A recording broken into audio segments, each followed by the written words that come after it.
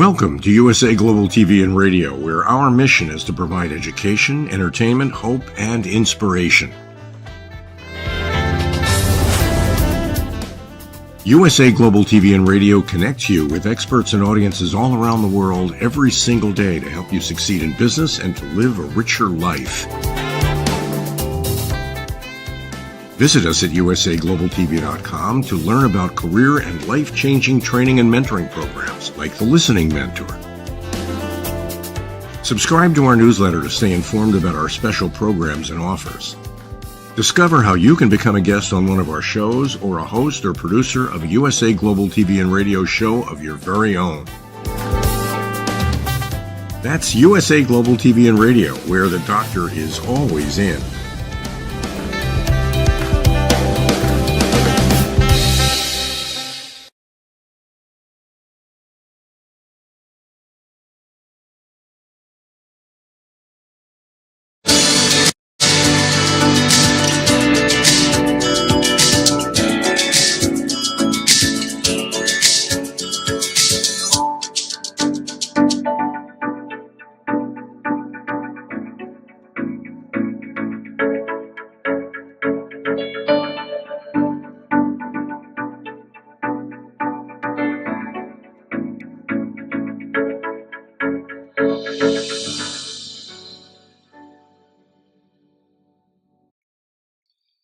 Hello, beautiful soul family, and welcome to Weekly Wisdom and Insights, your home for spiritually guided transformation and empowerment. I am your host, Dearjames, and together with the unseen, spirit, source, and symphony, we look at the current energies, the intuitive wisdom and insights, and we go as guided. And par for the course, action-packed, a lot of information to cover, so we are going to just jump right in so that we get it all in fairly quickly. All right. So again, it's January, it's a 1 month, so it's the creative, it's about taking initiative. It's master number 22, adorning, grace, and to accept. And it means that we adorn from the inside out. This is how we decorate our homes and so forth, but this is about how we adorn and walk with grace from the inside out. It's a 9-year all year long, so it's small restraints, surrender. We keep surrendering to our soul source connection, to our soul. 32, and this is about, and you will see against the astrological backdrop, this couldn't have been more perfectly timed. You don't reduce the number, the master number 22. So the 22, the 1, and the 9 become a 32. It's about duration, commit. This is about going the distance. And then the 3 and the 2 become a 5, nourished while waiting, patience. So as we look at these current energies, do so, because again, this is November, December of 2024, all the way through about the first half of May 2025. It's no joke. And 2025 itself, astrologically, the nodes of the moon are changing. Pluto has already changed and moved into Aquarius. The other 4 outer planets, the heavy hitters, are all changing signs 2025. We keep talking about this. It denotes there at the end of January, I believe there's 7 planets that are going to line up one after the other. Boom, boom, boom, boom, boom. So there's all of this major energy. Welcome, Alicia. What we are looking at, though, and dealing with right now, in concert with all of that, is the SUN-PLUTO CAZIMI and the SATURN-PLUTO SEMISQUARE. I'll make sense of that in a second. So let's just look at the astro influences, the astrological influences. So on the 11th of January, the north-south nodes change signs. The north node is in Pisces, and the south node is in Virgo. There's one last aspect with an Aries, the node being in Aries, but that's moving out. On the 13th of January, Mars retrograde, out of bounds, is still opposite Pluto. So this is still going on, and it will be exact again on the 20th, I believe it's the 25th of April.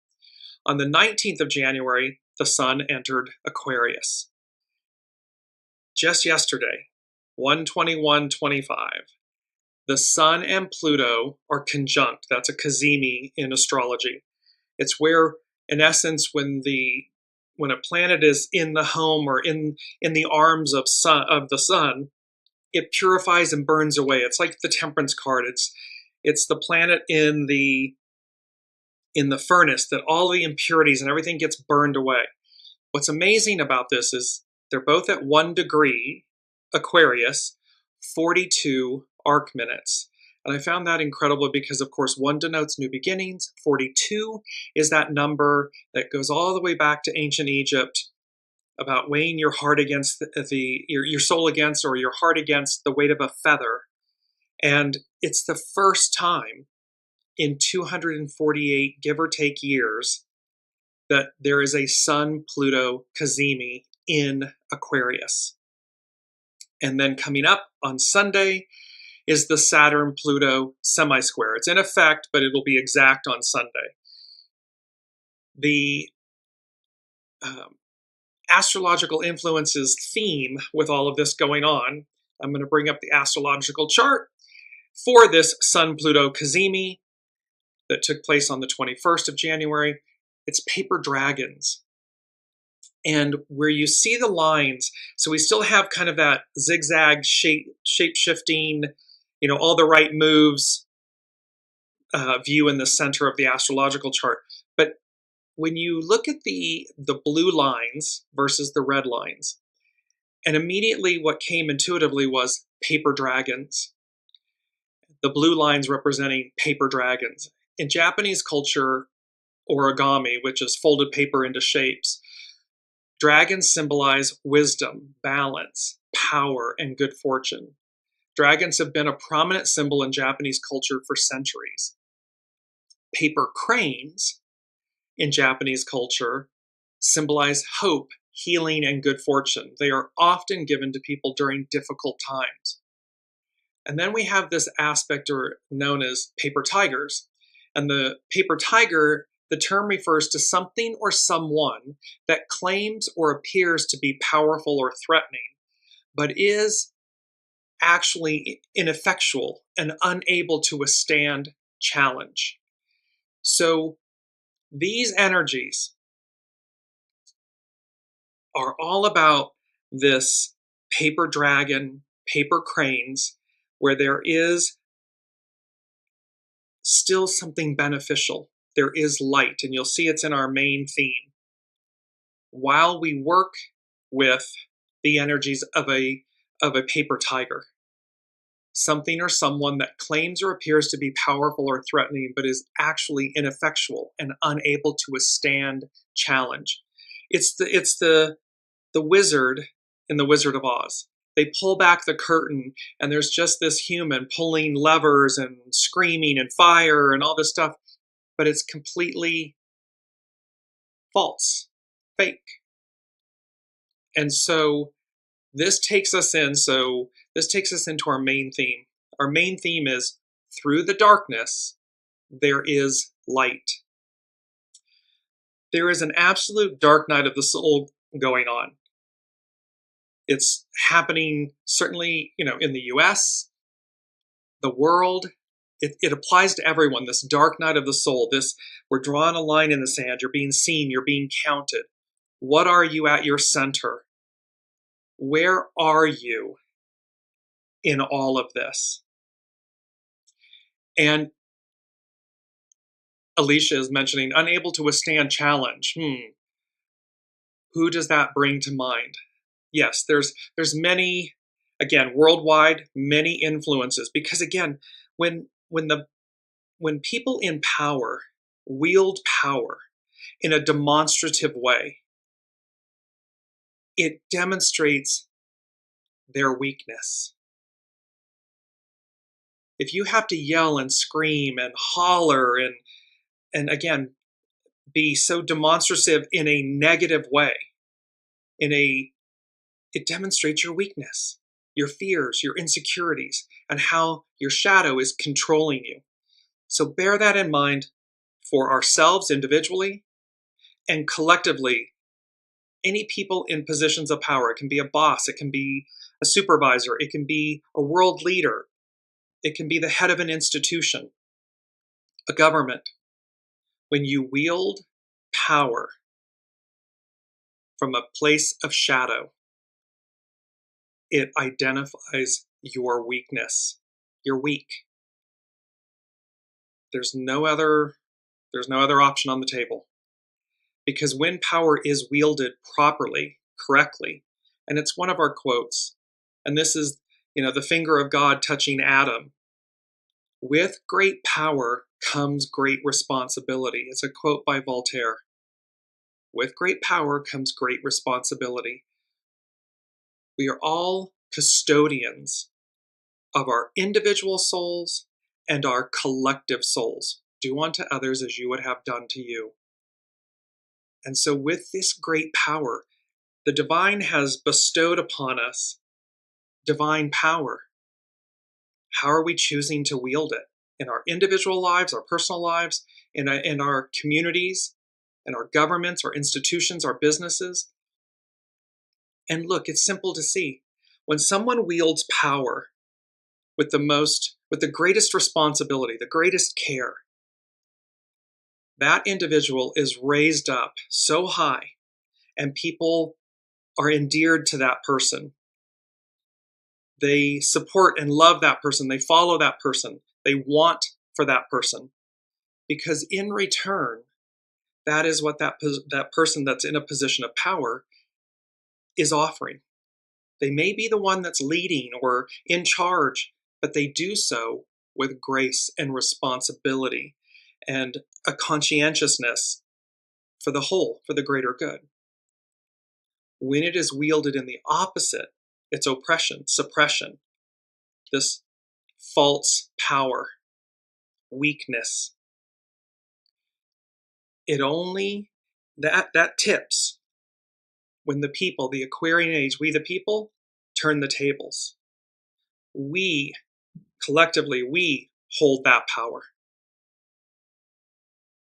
Not you, not one individual or 5 or 10, or we, millions and billions.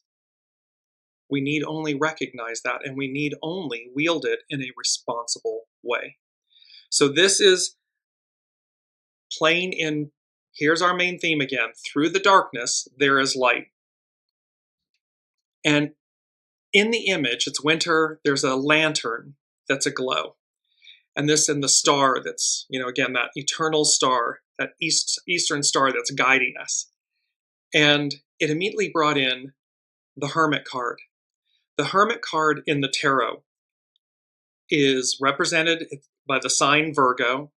Its element is Earth, and its planet is Mercury, the messenger to the gods.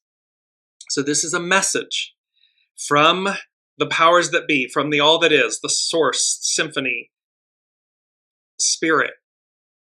And there's a staff, and it's got the crystals growing up out of it. Crystals denote the amplification of intuition. The Hermit means going within. And the lantern only illuminates the next step. It's not a Kluglight. It's not this floodlight that allows us to see the entire picture. Welcome, Kiki. It's not. It's about the lantern allows us to see the next step, each step that we're to take. Within the lantern is the star that illuminates the lantern. That star is the star in the star card. Its astrological sign that it rules is Aquarius. Its element is air, and its planet is Uranus, the higher octave of Mercury. So it's like the higher mind and the human mind, if you will. So here, Uranus expect the unexpected, but you see the beauty of this where it's again divine feminine, Aquarian, matriarchal, where she is 1 foot in the water, 1 foot on earth. She has the star with the other stars around her. It's the stars of the Pleiades. And she's pouring the living waters into the waters, into Mother Earth. You see all the beautiful flowers in the background. So this is about, and it's number 17, follow, be led, be the example. So This is higher mind, higher octave Uranus, the star that is in the hermit's lantern, guiding us. Very important during these times, because again, through the darkness there is light, this dark night of the soul. And you'll see in a minute, I'm going to bring this up when we work with Astrology by Lauren and North Point Journal by Pam Youngans, both incredible astrologers. That we're in turbulent times, massive change. And so this is setting the stage so that through the darkness, there is light. Remember that. Stay centered and grounded, because this isn't about, as we've talked about for many shows, years on end, this isn't about going backwards. This is about that final hurrah where you get to the, to the Emerald City, and they go to see the wizard and they pull back the curtain.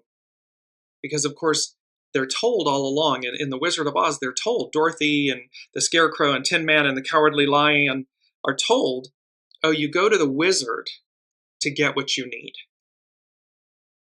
But what you ultimately find out is that the wizard is an illusion. This person or thing outside of us that's going to quote unquote save us is an illusion. And that you had everything you needed all along. It's within us. It's ever present. It is our soul source connection to this higher octave, the higher mind, the master weaver, the all that is, source. That is innate within each of us. It is not outside of us. And thus, we save ourselves.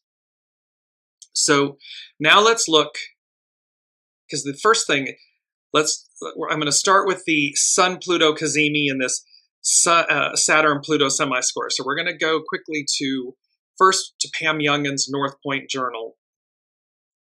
And Pam says, the Saturn-Pluto cycle. Saturn and Pluto aligned in Capricorn in January 2020, marking the start of a new synodic cycle between the two planets. That conjunction began a 33-year period in which humanity, and each of us individually, is gaining a clearer understanding of our true source of power and authority. It's within. It is not outside of us. It is not some leader, government institution, or so forth. The power resides within. The global crisis that began to unfold at the Saturn-Pluto conjunction has had great impact on all of our lives. Events in 2020 and beyond tested our ability to maintain our inner strength while dealing with situations that were outside of our control. It represented the first phase of what ultimately will be a great dismantling of our reliance on external authority and of our human tendency to allow outer circumstances to determine our well-being. This is all about a massive course correction. This is all about bringing us back home. Dorothy wanted to go home. That's all she wanted. And as Galinda the Good Witch said, click your heels 3 times. It's always been there. You could have gone home at any time. It was within you.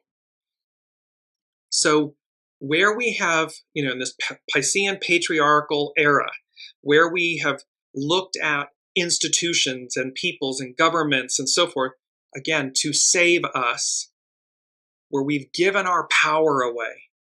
And you'll see how this plays with Exodus 14:12 and Yahweh, the Israelite God, and Moses and Pharaoh, this giving away of our power, this not believing in something greater than ourselves that was innate within us.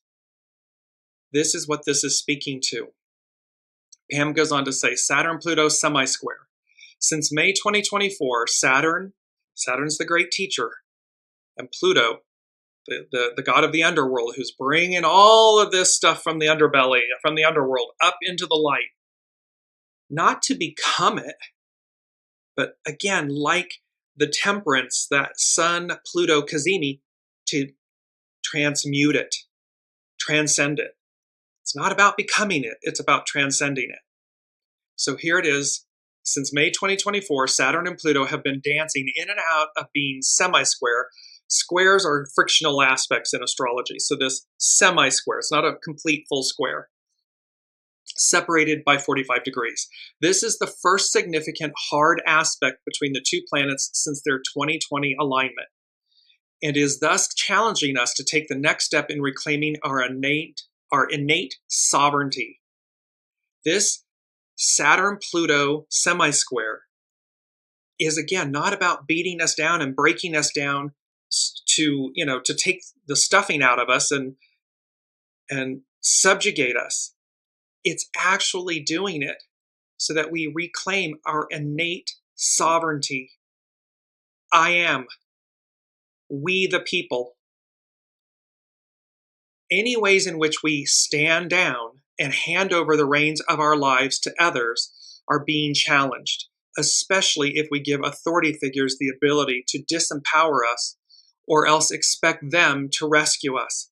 So if we're expecting others to rescue us, or if we're disempowering ourselves, by doing so, we're giving authority figures our power. This Saturn-Pluto semi-square is saying, no, no, no, no, no. And so there's going to be repercussions. There's going to be, cosmic 2x4s. There's going to be tower moments. There's going to be reckonings and reconciliations. But again, how we get there is up to each of us. If one chooses to walk the path of reckoning, okay, I would highly suggest, and the unseen is highly suggesting, walk the path of reconciliation. And that reconciliation begins within. It is always an inside job. Pam continues, next Sunday, January 26th, the third and final Saturn-Pluto semi-square perfects. The first two aspects were exact on May 6th and September 25th of 2024. However, the effects of the aspect will be strongly activated much earlier in the week, since the Aquarius Sun is semi-square Saturn on Monday and conjunct Pluto on Tuesday. This is that Sun-Pluto CAZIMI. As we once again work with this Saturn-Pluto influence, we must ask ourselves, what limiting perspectives we are still holding on to that serve to convince us that power lies outside of us. The power lies within. And with great power comes great responsibility. And it is this, you see this major, major, major theme about our sovereignty, our power. How are we wielding it? Where have we given it away? Pam continues, with Saturn in submissive Pisces, where do we continue to play the victim or the martyr? Where are we not showing up? Where are we just complaining and being the victim or the martyr versus reckoning or reconciling our own truths? We are in control of our lives. We are the custodian of our souls, of our journey. And what choices are we making? There are no mistakes. It's all choices. Everything in life is choice. One choice after the other. A series of choices. Pam Youngins continues, and with Pluto in progressive Aquarius, in what ways do we resist or fear stepping into greater mastery? We have to face our fears. We have to walk through the fire. And I know, having done this, you will get to the other side of walking through the fire, the fear. And you will ask yourself, you will say to yourself, what took you so long? Because what you feared ends up being a nothing burger. What you receive on the other side of walking through the fire, of facing ourselves, is greatness, greater mastery. Pam Youngins concludes, this week, as we perhaps navigate another external circumstance that appears to be outside of our control, we have a choice. We could succumb to the old fear-based beliefs that tell us we are powerless, and thus dissipate our energy in blaming others. Or we might instead choose to actively dismantle those limiting interpretations of reality. It's an illusion. So we can see through the illusion and recognize our innate power and sovereignty. To help us in this process, we can acknowledge and tap into the only source of true power, the vast spiritual energy that lies within us, and allow it to both support us and guide our steps going forward. This is the lantern. Through the darkness, there is light, and it is demonstrated by the hermit. That lantern, the star from the star card, Uranus, the higher octave of Mercury, that is illuminating each choice, each step. It is not a Klug light, a floodlight that just shows us the entire picture. It is one that we must stay connected to, listen to, and go as guided. In that, it supports us and guides us forward. The first thing the unseen said about this Sun-PLUTO CAZIMI and the Saturn-PLUTO semi-square, this moment in time, again, November of 2024 through mid-May 2025, they said, quote, "We interrupt your regularly scheduled programming." This is a major interruption. This is breaking news. This is not business as usual, life as usual. Because what it's doing is it's interrupting the status quo. It's dismantling the status quo. It is shaking us. It's the mandrakes in the Harry Potter where we are being pulled up out of the tiny little pot and transplanted into the larger pot so that we have growth and expansion. Is the process painful? Evidently, possibly, because again, we have choice. 8 billion souls, humanity, has the ability to choose a higher octave. We can choose it every single day, individually and then collectively. However, when it's our lesser angels that we are in concert with, that we listen to, then it creates guck and ick and goo. It is the underside that Pluto, the god of the underworld, is bringing up to say, here you are. Here's what you've created. Here's what you've chosen. Do you like what you see? And when the answer is no, then the next choice that the hermit is demonstrating with that lantern and the star is to choose differently. Choose wisely. Recognize your innate power, your sovereignty, connect to your soul source connection, and then go as guided. It's a higher octave. It will always be true north. It will always be a higher octave. Period. So we interrupt your regularly scheduled programming. And it came with the second from the unseen. The second thing was time to choose. Make a choice. A final choice. And this speaks to then, they said, about being on the right or wrong side of history. Humanity has faced this moment many, many, many, many times. Being on the wrong side of history means supporting actions or beliefs that are later widely condemned as immoral or unjust, suggesting that future generations will judge those actions negatively. Essentially, taking a stance that is considered to be against the progressive movement of society, the advance of society. Yes, that can be scary because it's unknown. Exodus 14:12, the Israelites.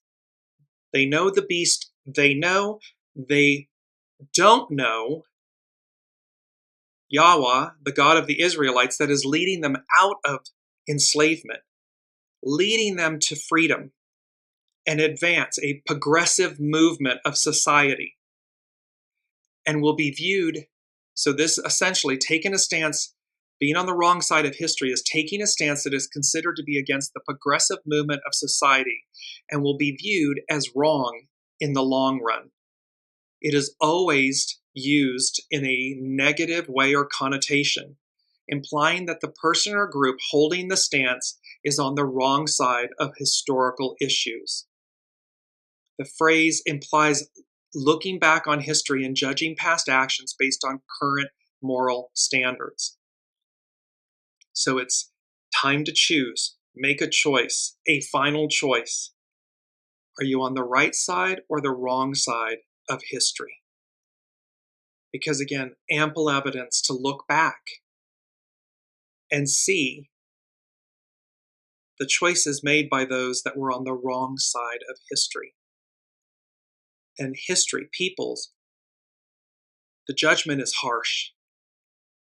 Because again, you're either lifting people up, do unto others as you would have done to you, right side of history, or you're tearing them down, demeaning them, oppressing them, suppressing them, victimizing them, wrong side of history. And this is proven over and over and over again. Kiki is saying, it looks like the bad guys are winning, but I have faith in Aquarius and or God.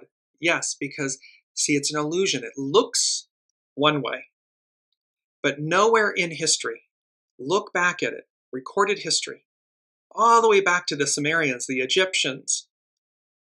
Where have we ever gone, quote unquote, backwards, back in time? Never. Never. Biblically, every time something was illicit, shadowed, less than good, it was wiped out, removed. It didn't mean that perfection. It didn't mean that those that remained were quote unquote perfect. What it meant was there was a removal of what had become so ingrained in shadow that their distance from the light was so great that it was removed over and over and over again. So it's an illusion, to Kiki's point. It looks like the wrong side of history, the bad guys, if you will, are winning. It's an illusion. However, it plays a part. Everything's purposeful. You want to see where everybody stands? We're drawing a line in the sand. You're being seen. You're being counted. Which side of history are you on? It's a choice. So with that, we interrupt your regularly scheduled programming and this time to choose, make a choice, a final choice. Are you on the right or the wrong side of history? Because with this, the third thing from the unseen was pendulum swing. This was a show, and it was about Hark the Herald Angels Sing. That was a show back on April 24th of 2024, 4/24/24. And the unseen said, for this week with the energies, pendulum swing. Very, very bold, underlined, capital letters. It's only a matter of time. So this pendulum swing, something happens between now and the end of the second week of May, middle May. Something happens that causes a massive pendulum swing. It's only a matter of time. And then the unseen said, quote, we now return to your regularly scheduled programming. So there's an interruption, and then there's a return. It's like in a broadcast. You know, you're watching your favorite show, and all of a sudden, the news breaks in. We interrupt your regularly scheduled programming. They share with you what's going on, what happens to be of great importance or whatever. And then afterwards, we now return to your regularly scheduled programming. So again, November to mid-May, something within this window. And we're witnessing it right now on world stages. However, there's going to be a pendulum swing. How that occurs, what that is, but again, Uranus, higher octave of Mercury, all of these major planetary movements, all of this, the nodes changing, this planetary lineup of 7 planets, as above, so below. These are major activities occurring. So again, walk with grace. The Hermit is all about internal action, internal listening. You're going as guided, your intuition. Harness it, stay in the eye of the hurricane. Do not get caught up in the chaos and the confusion and the shadow that's taking place, so that you're on the right side of history and you find that you're delivered. You find that your faith was greater than your fear. This is so important. So now let's move to Astrology by Lauren. And her title for this week is On the Edge, Saturn Semisquare Pluto. The challenges of change are always hard. This is a quote by Hillary Clinton. The challenges of change are always hard. It is important that we begin to unpack those challenges that confront this nation and realize that we each have a role that requires us to change and become more responsible for shaping our own future. See, this is about accountability, responsibility. With great power comes great responsibility. And this isn't, while she's speaking, Hillary Clinton in this quote is speaking to the United States, that we must unpack those challenges that confront this nation, the United States. This is applicable worldwide. This is applicable to all of us. So Lauren continues. One of the prevailing transits of the latter half of 2024 and the first few months of 2025 is a semi-square between Saturn and Pluto, which is exact on January 26th. It is one of those so-called minor aspects that we often will ignore, but simply won't go away no matter how much we pretend it isn't there. The unseen talked about, all of this is just coming at us, like full frontal coming at us. You will not be able to turn away. It's information overload, but it's uncovering, if you will, all the shadow, all of the illicitness, so that the truth, the light, the truth prevails. It remains in the background of our lives, perhaps in the ways that we put up with things that annoy or even harm us, in the ways that we remain stuck by avoiding or pretending that there is no problem, because it is so much easier to do so rather than face the truth, or God forbid, change it. See, it's all about choice. Are the ostrich burying our head in the sand? This whole thing of like, fa la la la la, it doesn't exist and I'm going to ignore it, and that doesn't work. There's no hiding from this. And so again, is it reckoning? Is it the path of reckoning or the path of reconciliation? Choose. It's a choice. Time to choose. Make a choice, a final choice. Right or wrong side of history. There is an inference with this not so minor aspect that something is broken, ending, or on the verge of destruction. And we cannot ignore it any longer or pretend it will just go away. It needs fixing, if it's not already too late. So again, we get those warnings in our individual lives and in our, unity, the whole of the whole. The unseen is giving us the flashing warning lights. It's all given to us in knowings, in experiences, intuition, gut. Then it gets louder. Then we get flashing red lights. And eventually, the unseen just pulls out the cosmic 2x4 and just whacks the crud out of us. So whether it's individual, that we're avoiding something, ignoring something, or collectively, it's about something's broken, something's ending, something's on the verge of destruction. We cannot ignore it any longer. We can't pretend it'll just go away. It requires fixing, transmuting, transcending, if it's not already too late. This week, so Astrology by Lauren, she continues, this week the sun shines a light on this situation as it enters Aquarius and forms a conjunction with Pluto. It is hard to ignore the elephant in the room when Pluto dives into the heart of the Sun. This is the SUN-PLUTO CAZIMI. And the truth is laid bare for all to see. See, there's truth being laid bare. It's the Sun, our life force, the greatest light, and Pluto, god of the underworld, bringing all this muck and guck and goo up that we've created. Humans have created this by their choices, by their accumulative choices. And so whether it's our individual lives or our collective lives, we each got here. We each made accumulative choices. And now the Sun is with Pluto going, yeah, this dog, all of this muck and guck and goo, that dog don't hunt. That's not going into the future. It must, like the temperance in the forge, it must be, the impurities must be pounded out of it, released from it, so that what goes forward is pure. It's of a higher octave, a higher quality. Astrology by Lauren. Interestingly, the Sun-Pluto conjunction coincides with Inauguration Day here in the United States.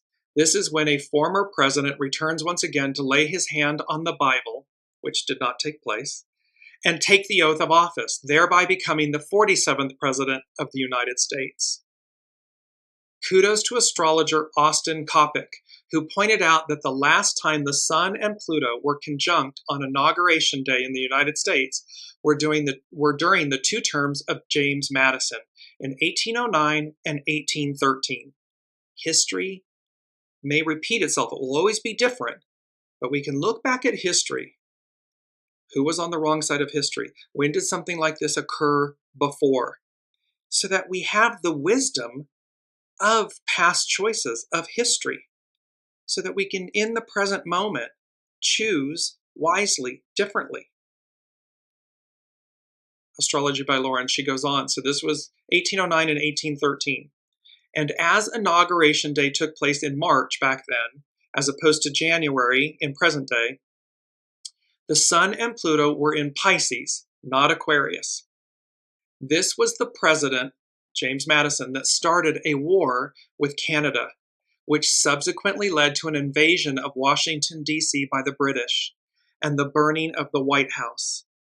All would be rebuilt again, but the symbolism of that destruction and subsequent rebuilding is starkly Plutonian. So again, here we are, where this is, as we've talked about, this is about 555, major change. This is where we are. This is the energy of the time. These are turbulent times. This is an image that Astrology by Lauren is using. Here's the globe of Earth bouncing on stormy waters, turbulent times, and tower moments. Where are we cleaving to the past? Tower moments can be both perceived as positive or negative. Ultimately, they are divine and neutral, period. However, how you experience a tower moment, is the cosmic 2x4, is it a path of reckoning, or is it this joy of the tower moment, something that propels you forward, and it's a path of reconciliation with yourself, with the divine, with your soul source connection. This is where we find ourselves. This is the moment we're in. This dark night of the soul, turbulent times, major life changes, as above, so below, all of this change. How we experience it is up to us, individually, collectively. So Lauren continues, breaking down the Saturn-Pluto cycle, we know that Pluto has to do with power, pure, unadulterated power. Who has it? Who owns it? Who wields and leverages it? Pluto also has to do with transformation, rebirthing, rebuilding. Saturn, on the other hand, has to do with authority, leadership, the infrastructures of a society, its laws and its mandates. Saturn-Pluto times are often indicative of shifts in power and control. For Saturn represents the status quo, and Pluto dares to transform these. So again, When you wield power from a place of weakness, fear, you can yell and scream and be the raging Wizard of Oz with the smoke and the fire and the booming voice. And when you pull back the curtain, the emperor has no clothes. It's an illusion. And it reveals your profound weakness. If you don't know something, ask. Lead with integrity. Lead with care. Whether it's in your home, whether it's with yourself, whether it's you're a supervisor or a manager or a CEO in a company, or you're the president or the prime minister of a country. Lead. With great power comes great responsibility. Lauren continues. Also due to the karmic nature of both planets, Saturn and Pluto, the Saturn-Pluto cycles will show us the consequences and spawn of neglect, greed, and selfishness. Natural disasters can be exacerbated by selfish self-interest and self-preservation, while those who are already powerful and wealthy seek to further enrich themselves. These planets are historically associated with suffering and fear, especially when we indulge their shadow expressions, and thus can wreak far-reaching global consequences as a result. That includes things like refusing or avoiding taking the necessary actions that can mitigate the effects of climate change. So again, if we're burying our head in the sand, if we're just ruthless with our choices, if we are not acting with and wielding power with great care and responsibility, it's the shadow elements. It's all happening for a reason. It's all happening to show us ourselves, our choices. So again, whether this is individual in your individual lives or collectively, world over, 8 billion souls, the truth is laid bare. We cannot turn away from it. And at this moment in time, we can't turn away from it, because it is such a major transition in Earth, humanity's structure, timeline. So again, the guck and the muck and all that shadow stuff from Piscean patriarchal era cannot and will not go into the matriarchal Aquarian era. Will not. So there's no hedging, there's no, negotiating and bartering and so forth. And this is true individually. This is true of any business, institution, government. It cannot and will not go into the new. Lauren continues. On the other hand, these planets can also bring something of a reality check, which can be a good thing. Wherever these planets are falling in your natal chart, your birth chart, are areas in your life that require greater honesty and integrity. So where Saturn and Pluto are in your respective chart, you will see those houses, what they represent, 1 through 12. You can look to see what do those houses represent, and this will be an area in your individual chart where it will require greater honesty and integrity, greater truth, greater reconciliation. There may be some hard truths and difficult decisions to be made as a result, but the greater your integrity and the more honest you are with yourself, the more likely you will prevail. Because this is all about truth. It's all about truth and purity and justice and reconciliation, no matter how you choose to experience it. On its divine neutral level, that's what it's for. It's for you. Lauren continues, Saturn-Pluto transits can sometimes feel like the destruction is imminent, or that we are going to see all our hopes dashed to the ground. But that is not necessarily so. Saturn-Pluto cycles can also be about long-term and major commitments to things that can totally transform our lives. Commitment, vows, commitments, those that are coming up shortly with the hexagram 32. The semi-square is when we become that much more aware of the challenges and roadblocks that we are facing. Challenges and roadblocks are opportunities, period. It's about seeing something through the illusion for what it truly is. What is it there to do for you? Saturn-Pluto transits are also about survival and then rebuilding. Think of the destruction wrought by the fires in California these past weeks and the devastation in Gaza wrought by war. Saturn-Pluto can also give a tremendous resolve. We need that resolve. This is about changing the hard stuff. Things like old habits, old assumptions, things that we take for granted about ourselves and rarely address. It's like, what are the stories and the scripts and the truths and the masks and the identities and the labels that we are telling ourselves that smother our soul source connection, our light, our sovereignty, our innate power? Lauren concludes, do not allow your inner fears, demons, and self-doubt to dissuade you. If there are roadblocks ahead, opportunities, think of them as speed bumps and reality checks. Saturn-Pluto people are the survivors, the ones who overcome, prevail, and can even change the world. There is great force in this transit. Therefore, respect it and use it wisely, and use it to face any of the hard stuff that you are hoping to accomplish in your own life as well. So, 4 from the unseen is there's far more going on than meets the eye. This time, this moment, this Sun-Pluto CAZIMI, this Saturn-Pluto semisquare, this Sun-Pluto CAZIMI, first time in 248 years, November to mid-May, there's so much. There's far more going on than meets the eye. And there's a difference between what we see. We had the Two of Swords last week or the week before. The Two of Swords, she's blindfolded. So there's far more than meets the eye. We are being asked, it's the Hermit, we are being asked to see with our internal eyes, our internal wisdom, our soul source connection, not our two physical eyes that can see what they want to see, ignore, barter, negotiate, procrastinate, bury our head in the sand.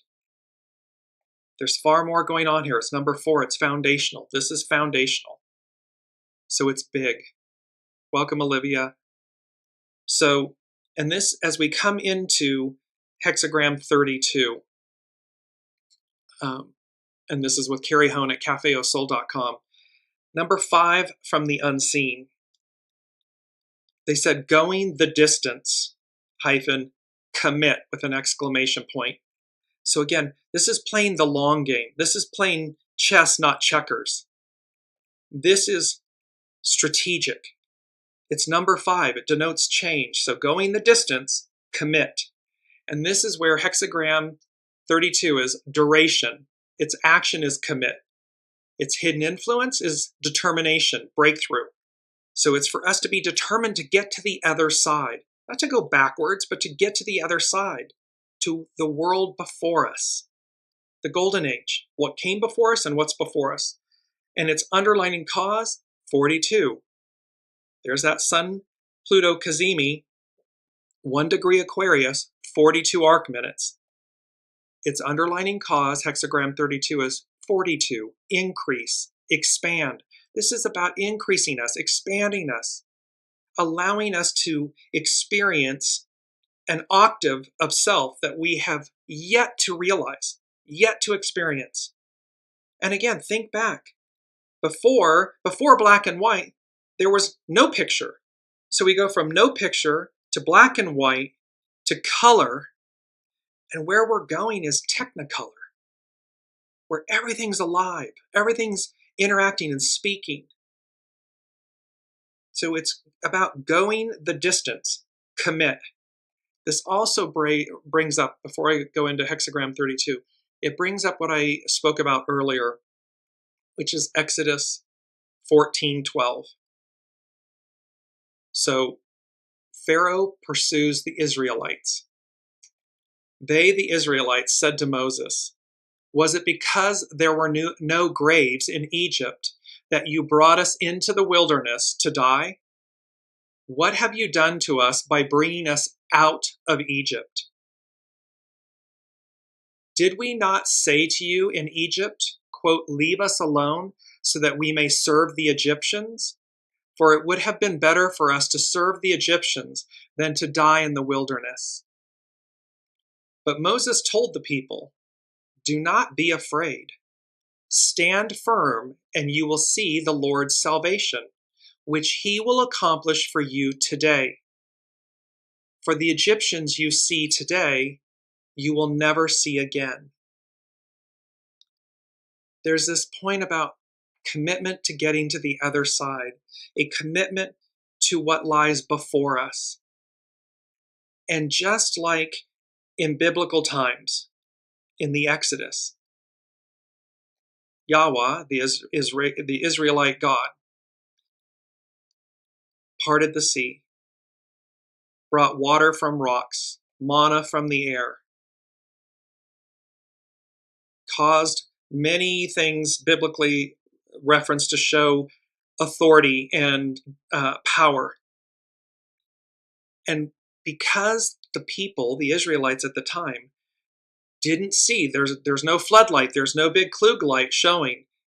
There's just the hermit with the lantern. Take the next step. Take the next step.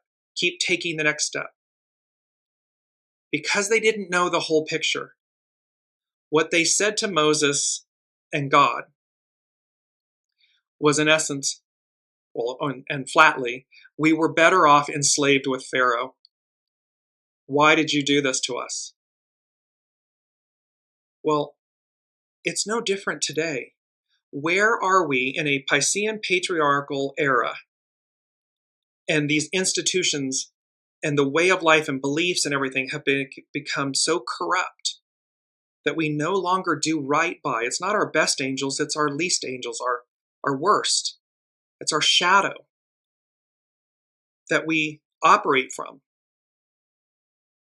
And because that beast is greater than the light of day before us, many are choosing to say, no, I'm better off enslaved. We should think about that for a minute. Think about the fact that you are choosing, should you be choosing this, you are choosing to remain enslaved. When the moment, this moment, just like then at the time of Exodus, was a moment of liberation, freedom, opportunity, the land of milk and honey, expansion, a higher octave of ourselves. And all it requires of us, as it required then, is faith and trust and commitment. Go the distance, commit. Not to something outside of us, but to something that is innate within us. The truth that, yes, there's fear, but guess what? Is this it? Where you've been? Is this it? Or is there something greater? Is there something yet before us that will expand us, enrich us, illuminate our innate power and divine sovereignty in a matriarchal, Aquarian, we the people era? Hexagram 32, carry home, cafeosol.com. And the same commitment should be cultivated in the following way. And let me just back up for a second because there's two beautiful quotes. Commitment is the force of attraction that brings all things back to you. Commitment is the force. Astrology by Lauren is talking about the force of this time. Commitment is the force of attraction that brings all things back to you. And our second quote by Voltaire, that first one was by Carrie Hone. The second one is, "'Tis not the many oaths that make the truth, but the plain single vow that is vowed true." It's not all of this pontificating and, the truth speaks for itself. So it's not about the many oaths that make the truth, but the plain single vow to the truth that is vowed true. This is by Shakespeare.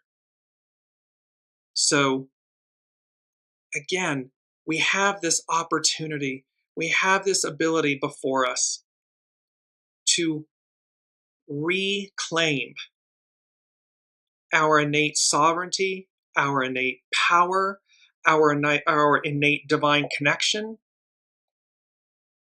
And it is here, at this moment, we interrupt your regularly scheduled programming. Time to choose, make a final choice. Because there's far more going on than meets the eye. And so here with hexagram 32, the nuclear trigrams, the interior lines of the hexagram, of the trigram, so the nuclear trigrams of the joyous lake and the creative portray firmness in joy. Firm in joy, you will experience the joy of discovery. The image of two broken pieces of pottery that fit together perfectly suggests that partnership formed at the threshold of perspective. So it suggests the partnership formed at the threshold of perspective. How do we see things? Commitment is the force of attraction that brings all things back to you. Commitment gives durability to the changes. Nature is composed of phenomenon that arises from the unseen or hidden movement of something deeper. There's far more going on that meets the eye. Thunder is the explosive sound of expanding air when heated by lightning.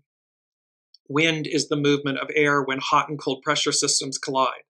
Although you cannot see the greater force, you can observe its effects in what unfolds.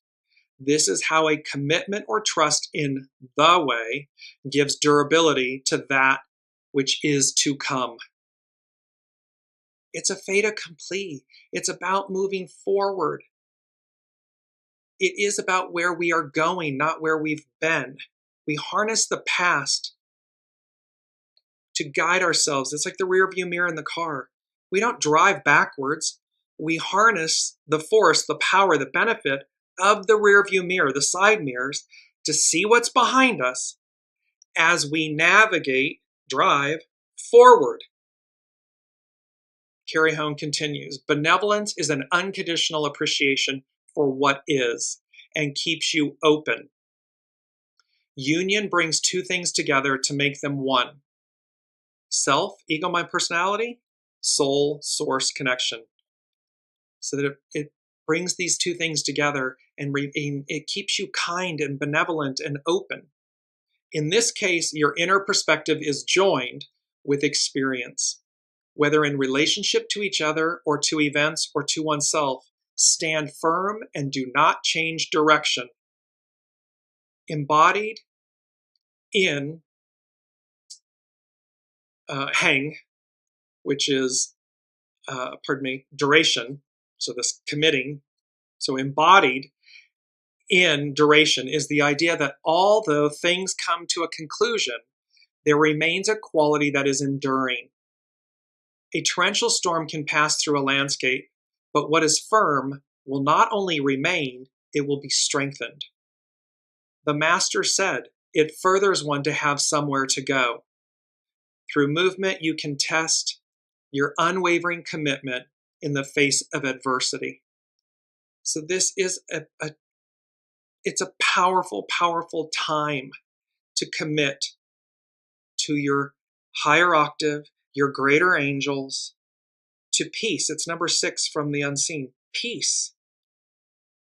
Make a commitment to peace, to a higher ideal, to what lies before us. Because again, history will judge this time, this moment.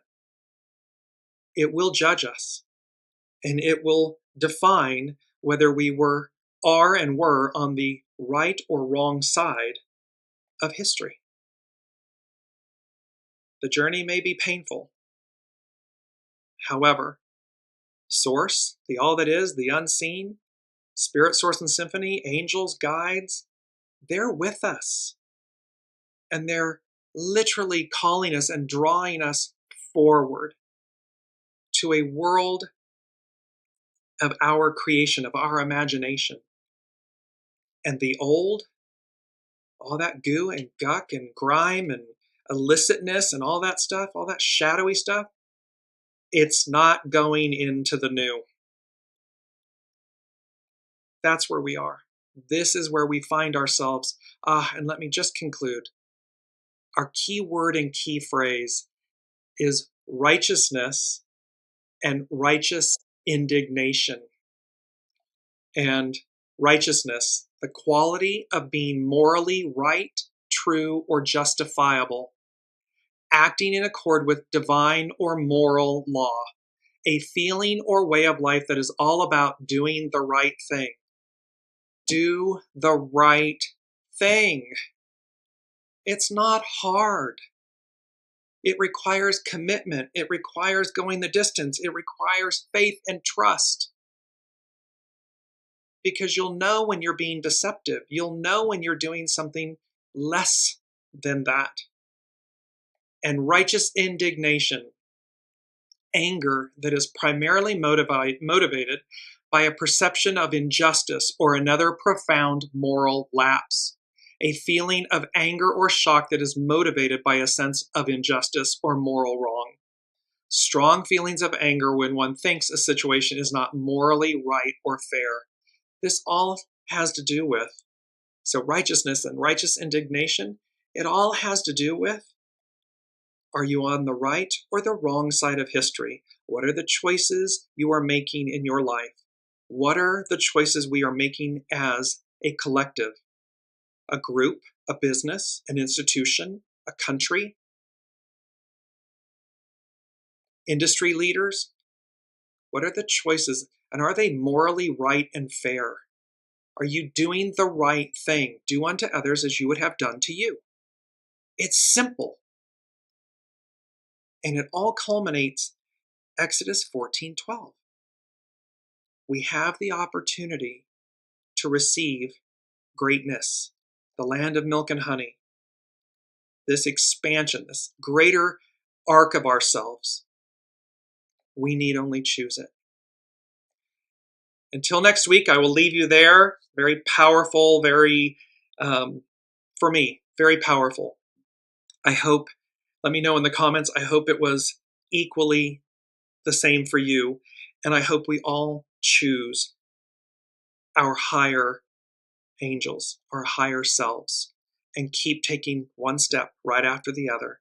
Put the image of the hermit, that beautiful lantern, put it up on your altar, put it up in your car, put it to remind yourself that at every step you have the ability to make better, higher, octave, pure, good, do the right thing choices.